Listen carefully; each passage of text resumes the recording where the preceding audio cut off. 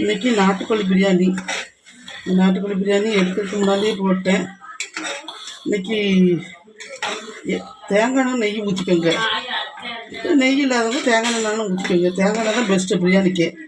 தேங்காய் எண்ணெய் ஊற்றி பட்டை கிராம்பு ஏலக்காய் போட்டிருக்கேன். அதோட வெங்காயம் போட்டிருக்கேன். வெங்காயம் 3 வெங்காயம், பெரிய வெங்காயம் நீட்ட நீட்டமாக நறுக்கி போட்டிருக்கேன். தக்காளி 3 தக்காளி போட்டிருக்கேன், நீட்ட நீட்டமாக வதக்கி போட்டிருக்கேன்.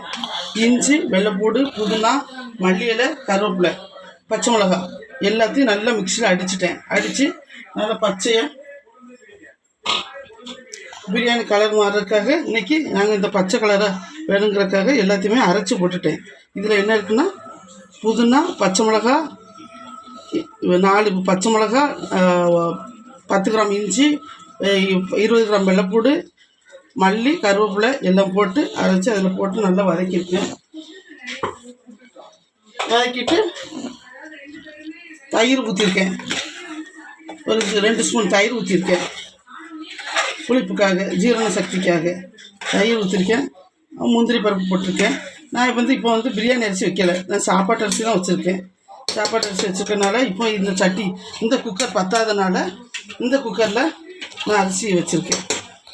இதில் எல்லாருமே வதக்கிட்டேன். நல்லா கறி போட்டு வதக்கி வச்சுருக்கேன்.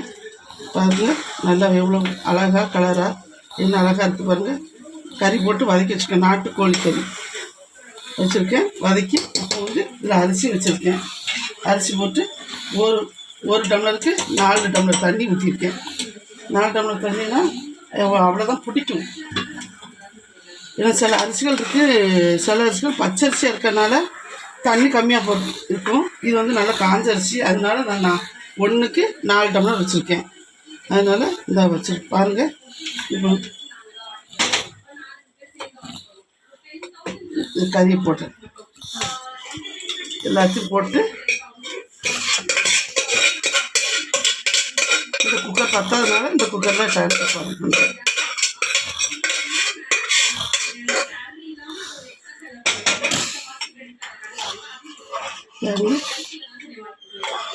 உப்பு எல்லாம் போட்டேன். பாருங்க பாருங்க, குக்கரில் வெந்த பிறகு உங்களுக்கு காட்டுறேன்.